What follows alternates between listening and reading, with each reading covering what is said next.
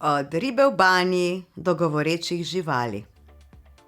Dobrodošli v stoječih evropskih novicah.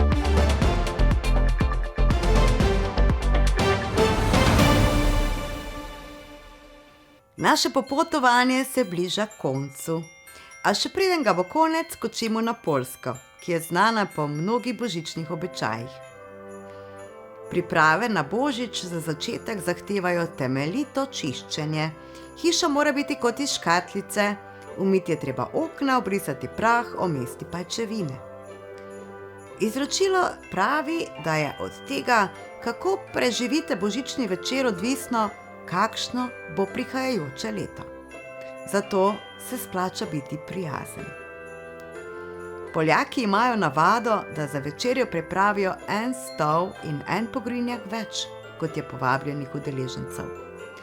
Po tradiciji dodaten sedež pri mizi namenjen nenapovedanemu in nepričakovanemu gostu. Nenapovedani gost ima simbolični pomen. Je nekdo v stiski, reven, izgubljen, osamljen ali brez družine. Ta tradicija nas opominja in zavezuje k misli na druge, na tiste v stiski, saj za božič nihče ne bi smel biti sam ali nesrečen, kaj šele lačen.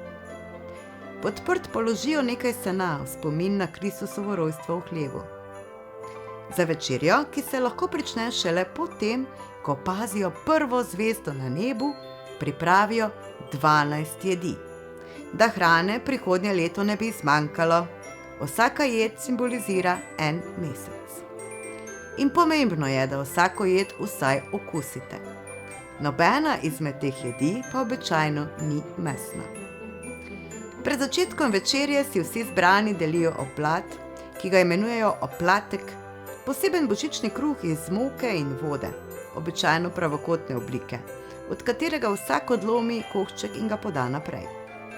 Podobno navado imajo tudi v Litvi in na Slovaškem.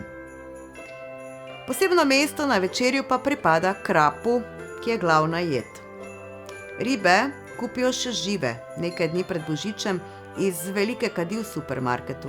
Domov jih prinesejo v plastični vrečki z vodo in jih nato spustijo v vodo v kadi v kopalnici, vse dokler ni čas za pripravo jedi. Krapove luske naj bi prinašale srečo. Zato so jih nekoč hranili v denarnicah, nekatere ženske pa tudi v modrcu. No, vsaj časih je bilo tako. Danes mnogi kupijo kar file krapa.